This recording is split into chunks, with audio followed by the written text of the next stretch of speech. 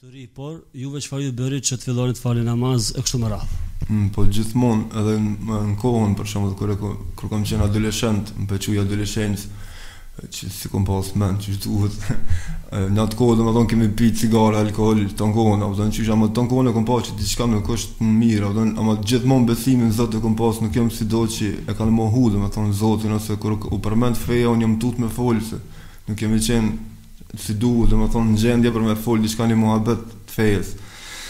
Kështu që tu mendu domethënë kush jam, jeta domethënë fama, arriti domethënë paret e krejt në rregull, po e po që krejt ko kam kalu, se po shkojnë krejt sikur fëminia, sikur rinia, sikur krejt janë tu kalu, kështu që diçka pas kam e përfundu dikun.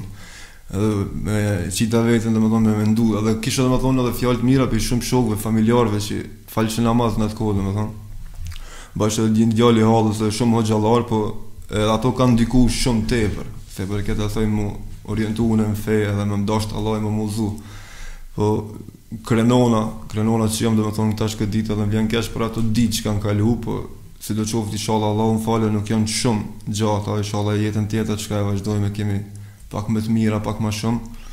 Çdo ditë që më thonë edhe është një trashëgim të rekomenduar edhe historinë e familjes.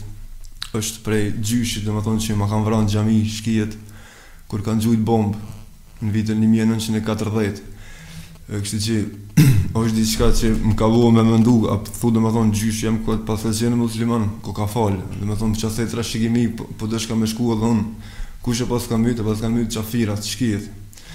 U kupton kështu koha domethënë babës së nanës ka qenë kjo koha e komunizmit, kur nuk kanë pasur një rit maja për feja, edhe pse vet babi domethënë ka qenë në bark nanës vet kur ja kanë vrarë babën, nuk ka qenë atë domethënë i lindur, kështu që e kum pa vetë që krejt çka lidhet është kalimtare, këtë është jetë, domethënë rrjet e rreshme që kanë një botë tjetër për më gëzu më shumë se sa këto.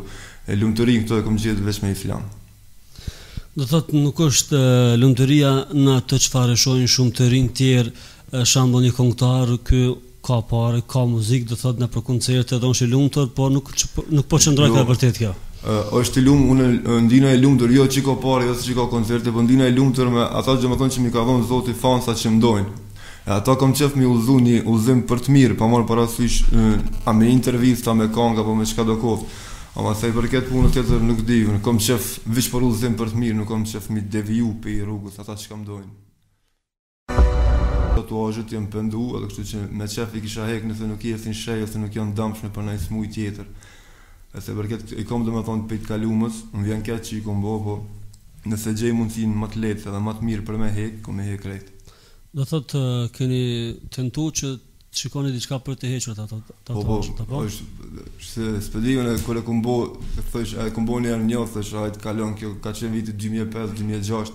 Hajt edhe një, e disha që janë gjuna, po nuk e disha çka, domethënë mkat po bëj, po nuk e disha çka është faktikisht. Kështu që tash shikom robi shmon, po inshallah don Zoti edhe i hek, nuk shkoj me to në dynjë.